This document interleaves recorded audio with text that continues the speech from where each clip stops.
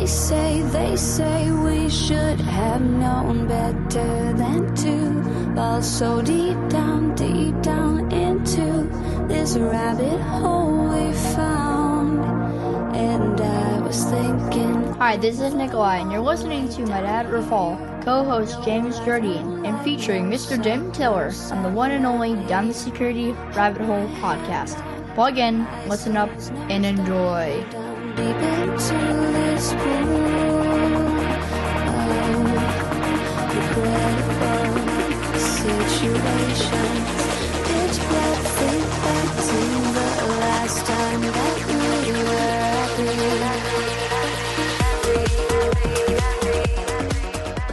happy. All right. Good morning, good afternoon, good evening. Welcome down to Security Rabbit Hole to yet another edition of the Down to Security Rabbit Hole podcast. This is Raf. That's Chase. That's Chase. We are episodes. We are episode 618, and this is special because it is the Monday after the Black Hat AI extravaganza. If you just call it that, just call it the AI extravaganza for the next couple of years. Anyway, Chase, do a quick intro. Yeah, sure. So Chase Cunningham, retired Navy, Dr. Zero Trust podcast and stuff. And then I write books that no one reads. And I, generally just kind of make commentary on the market, I guess. Nothing very useful, but I do it. You know why nobody reads your books? Because they make sense and they're hard. I mean, yeah, that's probably pretty fair. My mom reads my books, so.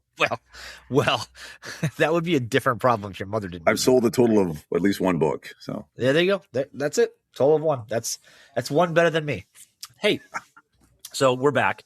I did not get sick from Black Hat, so I am. It's too early. You got to give it time. There's incubation periods. Myself. All right. Well, you just guaranteed you're going to get sick. So. Yeah. Are you feeling all right? You feeling good? As of right now, I don't have any Vegas funk, but so far, fingers crossed. Did you properly disinfect? I properly disinfect. I washed my hands all the time. I even stayed that's not 30 minutes off the strip. Like I did everything I could to stay away from the Vegas funk. Yeah, you know what I mean though. Self. Anyway. All right. Cool. So we're back in from Black Hat. I know you've got some strong opinions because I read them. I have, you guys that are listening, I've got some strong opinions. So that said, Chase, I'm going to give this to you first, and I'm going to say, what were your impressions of Black Hat this year? Well, so, number one, I'm somebody that lives and breathes in the data world, right? I don't like to just make conjecture and bitch and moan about whatever stuff like that. If it's something I'd say, I've probably done some research into it. So as of right now, and I've had my little bot out there doing what bots do and running on, the change in go-to-market for vendors around Black Hat. Let's see. So here's, Black Hat says the 2026 Business Hall had 400 plus exhibitors. It's pretty substantial. And if you filter down through that 400 plus exhibitors and you say, okay, of those 400, how many of them actually substantially pivoted their go-to-marketing from something prior in 2025 or 2024 to AI-centric in 2026? 82% of vendors changed their shit to show up at Black Hat with AI-centric. Now, there's one that's pretty comical when you really read at it, and it goes, we're the AI infrastructure company, whereas literally a year before that, they were threat visibility, prevention, detection, mitigation. There's another one that is also an AI infrastructure company that says they're the leader. And then there's another one that says they're the leader. So I'm not sure if maybe I failed English or if, grammar and whatnot. How can you have 10 leaders in the same space leading the same shit and actually have a leader that? Literally the word leader doesn't work that way. Yeah. That's not what they're trying to do, right? This is look, nothing marketing puts out has to be true. I think that's what we've learned. It doesn't have to be true. You just have to be able to put it on it. It just can't be illegal, right? It can't be you can't be hey, we're doing something that, and you can't be a public company and say hey, we did 10 billion in business and then you did $1, which is why a lot of these companies aren't public because liar, pants on fire. That said, I don't have the numbers you did, but I worked a booth, and I told a lot of the folks that follow me on LinkedIn, I said, come to the binary defense booth last, because if you're looking for particularly, like, I think we're going to get lumped into like this AI SOC world. I'm not particularly crazy about it because it doesn't mean shit, except for the fact that somehow AI is involved in your SOC, which for many of you listening was like 3 years ago. But that's besides the point. Duh. Yeah, like, duh. But the thing that I noticed is, as I said, like, go everywhere else and come here last. But I'm bordering on the belief that about 3/4 of what I read on booths was AI, like Claude slop. Like, somebody said, Claude, create me a booth and what I should put on each panel, and they like, and make me relevant to AI. By the way, I'm an AppSec vendor. Make me relevant to AI. By the way, I'm a third-party risk management company. I'm an EDR. I'm a network security company. I'm a whatever identity company. And like everyone, AI. Like, but we did this. I guess I shouldn't be surprised, right? Because we did this I'm with not surprised cloud. at all. Yeah, we did it with XDR. We did it with big Zero data. Trust. We've done it with pick your thing. Like, Yeah. you know, I mean, does this feel different? It feels different just in the, I guess, like the level of kind of fuckery is really what's different to me. Is it's like like you said earlier, is like we don't have to have any bounds in reality as long as we can slap AI something here, then it's right. AI whatever. And it wasn't like normally you find, you know, maybe a dozen where that's like showed up here. This time, I mean, it was just everywhere. And like you said, it was just kind of like people were like screaming into the Claude Ethernet, like, tell me how to be AI relevant. They were like, whatever you say, I'm going to throw on my shit. And I asked a lot of people that were, you know, there, like, okay, define how you leverage artificial intelligence. And is this really autonomous? And most of the time I got either like that dog watching television look, you know, tilting your head, kind of confused, or I got some like market thing about, you know, autonomous this and AI that and whatever else. And I mean, but I will say, to be fair to the vendors, I also ran into a lot of end users that I had talks with that were like, we're going to get an AI capability to do X. And I was like, okay, why? But yeah, like, I mean, you mean a policy engine, right? They're like, well, no, it's an AI powered policy engine. I was like, what that? Okay. And then, you know, let me get this straight. You're going to have an AI policy engine for IAM and an AI policy engine for network and an AI policy engine for, and like, does it sound like you have one ring to rule them all? Or does it sound like you're getting a lot of policy engines that may not play well together? And we're back to 7,000 variations of the same thing that doesn't work together. I mean, and looking at okay, so here I did another poll too. So this is from my peak greed comment I made earlier. So this is sort of, you know, where we're at. So the total funding based on companies that grew an investment or came out of stealth at Black Hat 2026 is $1.13 billion for 17 different companies. Do the math on that. Like, that's a lot. Giant monkey balls. How much money, you know, is being thrown in here? So $1.13 billion, newly disclosed capital, 17 companies, average $66 million in funding per capital. 6 of the 17 raised $100 million or more. 3 of the 17 came out of stealth with over $50 million in funding. Meanwhile, like and I'm not saying that those companies don't deserve that or whatever else, maybe they do, but I'm saying meanwhile, I'm talking with vendors that are focusing on, you know, solving problems and their shit is very legit and whatever else, but they can't get 50 grand. Yeah. So like there's I don't know what the disconnect is or how this is playing out or whether it's just evil VC stuff or private equity shenanigans or what, but like it's not right and it's causing a problem. The days of people being able to come up with innovative solutions and get funding for it are going away, and that's really not good. It's going to be folks that can come up with the best fucking PowerPoint deck that are going to win. I mean, if you're coming out of stealth, $50 million in funding, holy shit. I talked to one company, 0 customers, 0 deployments, $7 million in funding. But listen, I walked around and looked at everybody, right? At least I tried. I did my best. I spent at like 2 hours. I went 2.5 hours maybe. I went in through the maze of the booths. I still had a lot of, and I don't understand, companies that don't show up themselves. They hire like literally local talent. So there's one booth that was near ours, and I said, "Your company name is intriguing. What do you do?" And the lady looked at me and said, "I'm just here to stand in the booth and point you to the smart people." I was like, "We're still doing that?" Some folks are. I mean, it wasn't like. Yeah. It wasn't like the whole booth babe. I'm doing air quotes. Don't hate me. That concept from like years ago, right? But you still have somebody that, like, as a customer or a potential customer, you have like 30 seconds. Maybe that's probably being generous to grab my attention as I walk past.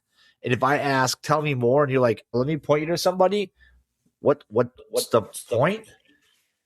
And there were.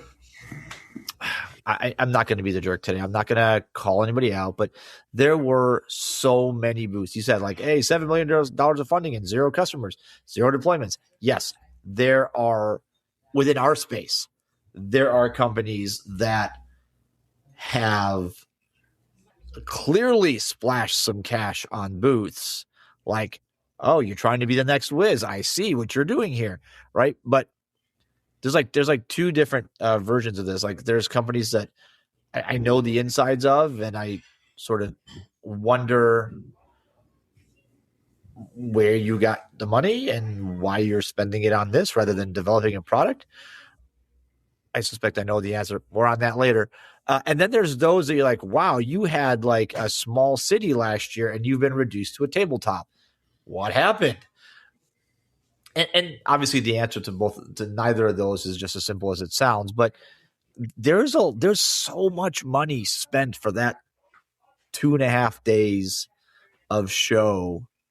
And I wonder what the ROI, if anything, is on those. It's negative. It's a tax write-off. It's like people buying corporate jets. It's like, I know I'm losing money on this thing, so I'm just going to write the shit off. I mean, because I asked 1 or 2 folks, I was like, how many leads are you going to get out of this? And they said, our goal is 1,000. And I said, okay, cool. How are you going to follow up on 1,000 leads? Well, we're going to send an email blast. And I was like, sure, okay. I mean, you're throwing grenades in a swimming pool, fine. But like, what is do me the math on how much it costs you guys to be here and how many responses you get out of those 1,000, and then what the ROI actually is. It's just the only appropriate answer to how you're going to follow up with all those is AI call center, right? Like, that's the only appropriate reply. Claude's gonna, dude. It's shocking. Sorry, this just hit my head. It's shocking how many vendors are basically a front end to Claude or OpenAI. I saw that everywhere. Like, that's their entire thing. Well, it's like, what? Yeah, I was like, wait a minute. There was one vendor I was talking to, and they were talking through their stuff, and I was like, that's an API call, and they were like, well, no, it's our proprietary. And I was like, sure, but what you're doing is you're calling Anthropic, and then you're ingesting that and putting it into your UI. They're like, yes, that's it. And I was like, that's an API call. Cool, great. I'm glad that you can buy your new Ferrari off of this, but it's kind of bullshit. And I have to wonder, everybody that just built all their big product, their big thing, secret sauce, as a giant Claude interface, or Claude Code or whatever it is, like, when those things start to get either stop subsidizing them, right? So they're going to start getting more expensive, or the cost of using an open model is 1/100th of that of Claude. You shift, and if you do, who's the victim in that? Because that feels like the big model providers are about to get shellacked. Well, I mean, I did talk with a couple companies that were like, we're using, I think it was OpenClaw or something like that. I was like, you realize that's fucking Chinese, right? They're like, well, we don't have any. I was like, but it's like, I mean, come on, man. Yeah. And like inherently there wouldn't be anything wrong with that, except for the fact that, they're like this technology arms race between the two countries, which feels like a fight for existential survival. So maybe handing them data and code is maybe not the best option. I'm just a guy, right? So what do I know? Yeah. So I want to say from last year and the year before and the year before, not much has changed except it's the same companies, it's the same ideas. This year it's now with AI and now it's agents. This is the other part that drove me. And I saw it reinforced this morning in a blog or in a long LinkedIn post, and I about lost my mind. And it was somebody that was talking about like this, the modern SOC workflow or something. And it was like, on one end, detections and then human. And then how it's going to be is detection agent swarms, which is. Oh, yeah. It's like, that's magic. Like, please don't. I was like, oh, so magic. Cool. Do you, it's like, I had this argument. Chase, I had this. Maybe it was a debate. We were like fighting, but like I had this. It was a heated debate with somebody who was standing in the booth, clearly highly technical person. But we started talking about like how good do you feel handing your customers the result of your agent based, no human in the loop SOC output, and like very confident. It's like, okay, based on. They're like, well, we do this research and this enrichment, and this. So they said all the right words.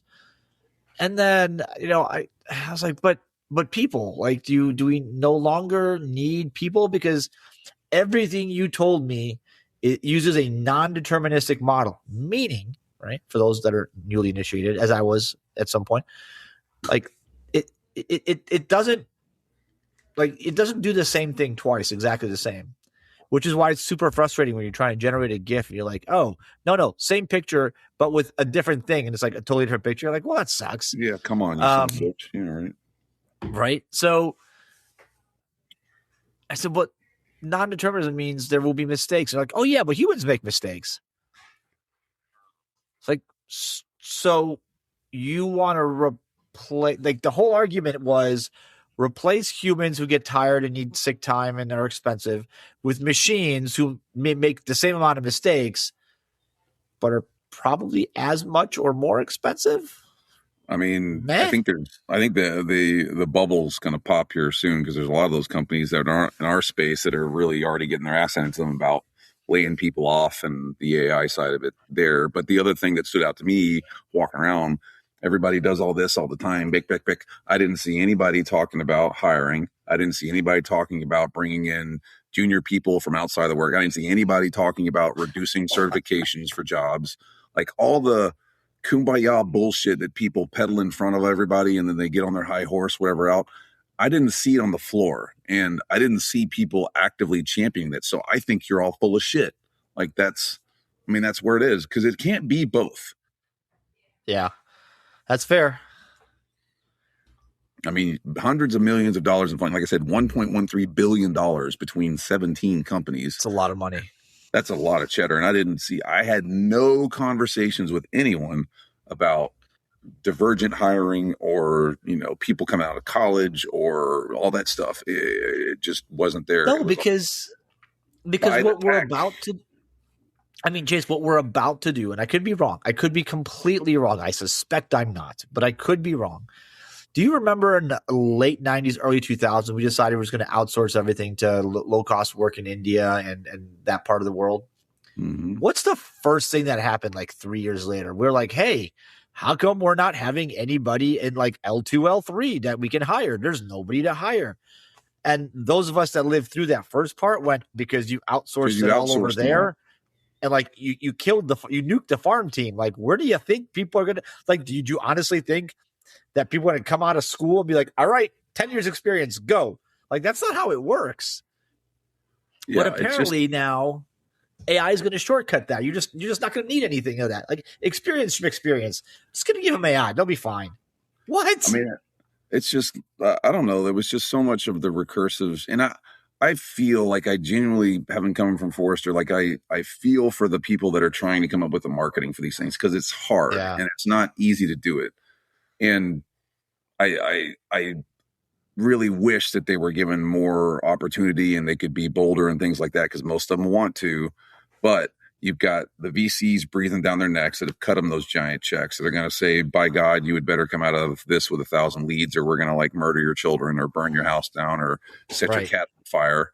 And then you've also got like the market itself that is super competitive. And to my point in that blog I wrote this morning, everybody I talk to is like, well, we're an enterprise security company. And I'm like, yeah, how many fucking enterprises are there?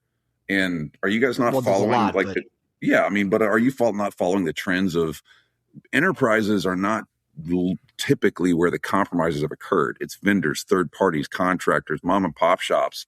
And I may have had 5 conversations with companies that said that they specifically served those markets.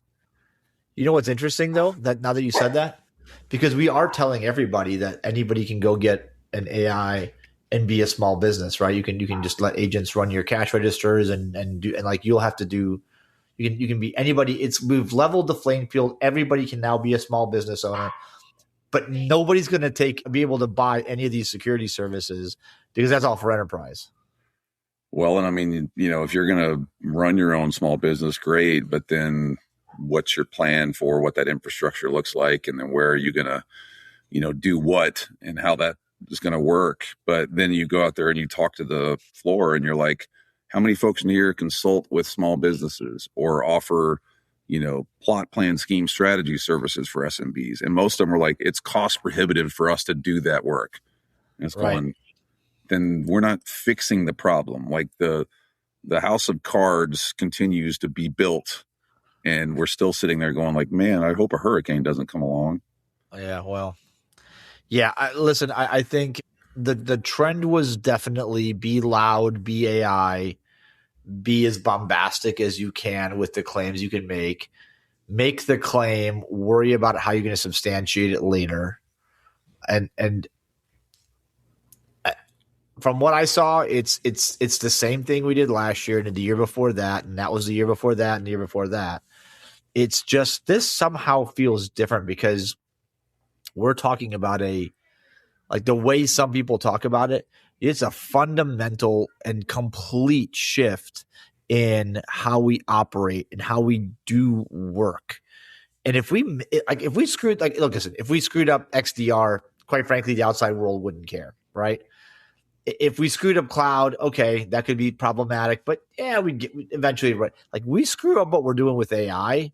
Like we're going to ruin lives. We're going to ruin countries. We're going to ruin a whole bunch of stuff. And I don't know that anybody really is thinking greater good. They're thinking greater pocket, like more money for me. I don't care about maybe I'm wrong, but I don't think so. I think there are people that genuinely care, but I think that there's the ultimate evil, which is the dollar bill that drops into this, that drives all those other decisions. And it's, that's part of the problem for, those that are involved, I think, is that what's the phrase from The Dark Knight? Harvey Dent said, right? You either live long enough to die a hero, or you live long enough to die a villain, or you live long enough to become the villain. There you go. Or you die a hero.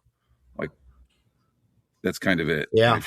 If you're on the side of I like good. I think my favorite Batman quote is "Some men just want to watch the world burn." Yeah. Right. Because I feel like there's a lot of people that are in a position where they're completely okay watching things around them burn as long as they're pocketing the money on the chaos it causes. That's disturbing. On the topic that's like super near and dear to my heart right now, and it kind of has been for a long time, is this whole idea of SOC. Like, what's the SOC going to look like? What's AI's place? How do we and to the extreme, like how do we replace all the people with AI agents and just call it done? Can't we just throw away all your tools and code our own?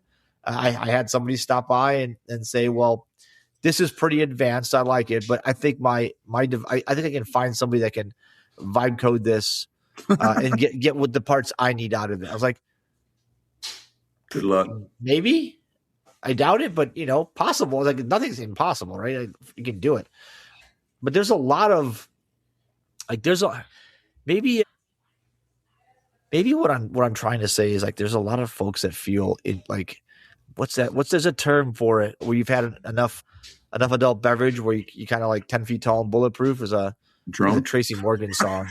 Or like I'm feeling 10 foot tall and bulletproof, right? I've had a few and like I've had so much AI blown up into my nostrils that I can do anything and I can save all the money and protect everything. And look at me, I'm invincible. Like I think some of that is happening too. Oh, sure. And I mean, like everything is a balance, but I think that the balance right now is just so heavy on the, shenanigan side and then on the practicality side that it's not really driving the thing forward. I think there are some companies that like I could put a list together of companies that I know because I've personally checked them out and tried their tech and whatever that are solving problems, but I honestly can't put those out to the market because then I'll have other folks come after me and go, well, why didn't you say that about us? And here's our lawyer and that's libel and blah, blah, even though it's like, no, I'm just saying that their shit is solid. Yours is yours. Yeah. Kind of final thoughts because I'm going to run up on time here, but what's your take on, because I've heard a lot of folks talk about mostly in the hallways, right? Talk about the fact that this is kind of exploded, but it's going to very quickly reconsolidate because there are companies that I don't think are going to be there next year. I can name the ones I think in my market segment. I better not though, because like you said, no customers, no real deployments, burning cash, features like in the AI world, right? In the AI reality we live in, to say that it's going to take me 6 to 8 months to deliver a feature, even if it's a major feature, feels like you're going to lose. I mean, I think that there is a bubble. The bubble's here. The bubble's going to burst just like every bubble does. And then there's going to be consolidation and then the pendulum will swing back towards some semblance of the middle. But I don't think we've got to that yet. I think it's probably Q2 of next year when it really kind of starts to go, collapse in on itself. And that's when there's going to be some hard conversations for people to have with the folks that have cut them those checks and whatever else. But probably by then, a lot of those people will have pumped and dumped and exited. So, yeah. What's interesting is I don't know if you guys that are listening, listen to the All In podcast, a great podcast. They publish and they're way more free with the way they can talk than I can. But they were talking about the fact that the treasury yields are incredibly good right now. And a lot of people are like, well, I can try to make my fortune on by continuing to ride this speculative AI thing, or I can go into what feels safe. And like the hint of destabilization out in the real world is causing a large run to treasuries. If that happens, money outflows from the chip sector and that thing implodes real fast. It's like they call it the zipper effect, right? Once like one falls, then 2, then 4, then 8, then 16, then when it goes. Yeah. I mean, it's the cash rush, which is interesting too. Cause I mean, there's market investment. Like what's funny tangentially, right, is I did a book signing for the Buy the Breach thing. And I've been telling people for years, if you do what I'm saying in this book, like you'll make money because it's not wrong. And funny, I was actually selling a book for a guy. My Robinhood bot texted me and said, congratulations, you just made X dollars on a trade. And I was like, that, what more proof do you want, man? Like, that's right. Go make your money. That's the insane part, right? That's the insane part, I think. Yeah, I think it's the insane part. We've got a whole bunch of these indicators that are screaming at us saying the system feels upside down, but people are still pouring money into it like it's going out of style. And I'm a little concerned about what happens next because it's going to happen. Like every bubble is gone pop. Every bubble bursts eventually. Like that's the physical nature of bubbles. Sooner or later they burst. The question though, Chase, is it going to be a slow deflation or a rapid kaboom? Because I've speculated earlier this year that like I think I can hear the air coming out and it's deflating, but I don't know that I think it's still like big enough to where the percentage change is like 1% at a time. And I think the longer it goes, the bigger that number gets, right? That's how, volume goes, right? You go 1 to like 1%, then 2%, then 3%, then 10%, then 20%, then 50, then 80, then 90, and you're done. I think that what we're really going to see is that there's going to be very practical use cases for a lot of this stuff that are very valuable, that solve some really good problems, that help and actually are valuable. Then we're going to see the pop on a lot of these things where people realize after getting, elbow deep in it, that this is just fucking Claude API that's sitting on top of a UI, and that's going to derail a whole bunch of stuff. And that'll pull the investors back, that'll pull funding, all those things. So, I think it's kind of like, I don't know, maybe it's two bubbles. Maybe there's one bubble that's slowly deflating, and then there's the other bubble of like realization that's going to happen soon, and it's going to be more of a pop. Oh man, I'll tell you what, if cash stops pouring into the AI models, right? The frontier model companies, because now it's a duopoly. There's only two that really matter. If those start, I mean, they're everything says that they're strong growth in those, but I look at the financial models for them and I wonder, like, how the hell does that work? Because that kind of math doesn't math for me. Every time I talk with investor folks, I'm like, that the math, okay. I mean, I guess it's lucky you have that much cash to like play with, because right. And then the way that they choose who to invest in just boggles my mind, because it's like I could give you a list of people. Yeah, but play cash eventually runs out, and you're playing with real world consequences with your play cash, right? So, yeah, but it's somebody else's money, so what does it matter to them? Sure, but what the secondary order effect is with actual people's money. Sure, because you eventually impact consumers, you eventually impact end users, and that's going to become super problematic. And you see people already fighting back against data centers in their neighborhoods, in their areas. You see the backlash against all these AI enabled technologies, that the tracking, the this, the that.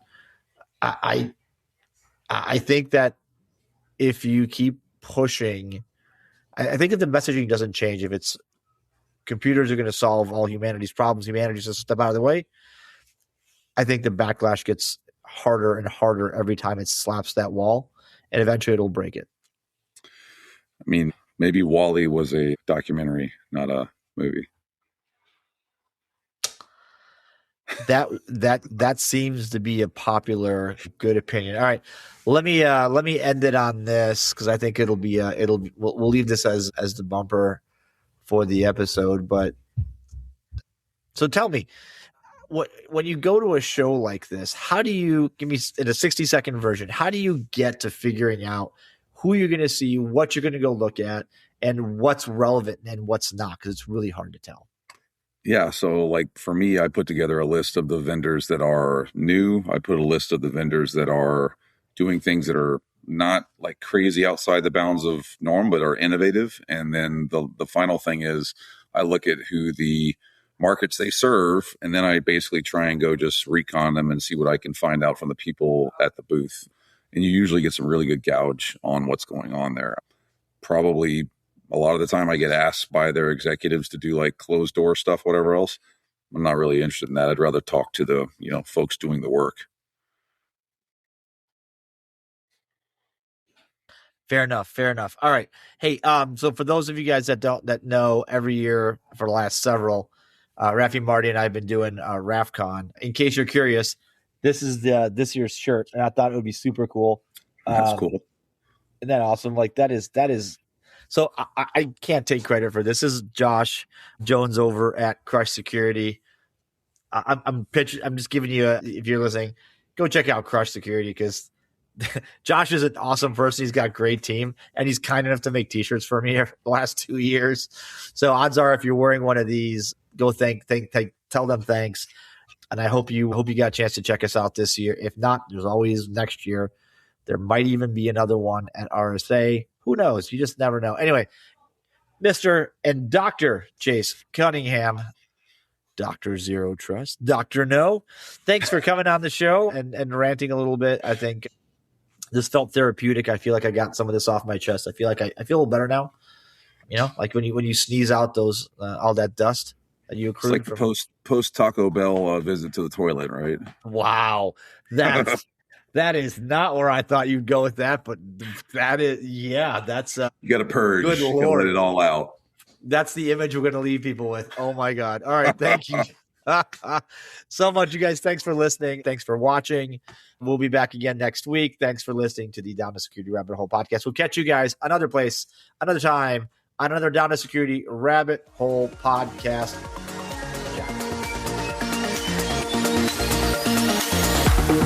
This is Bella. Thanks for listening. Don't forget to leave my dad a review and share this with your friends. Bye.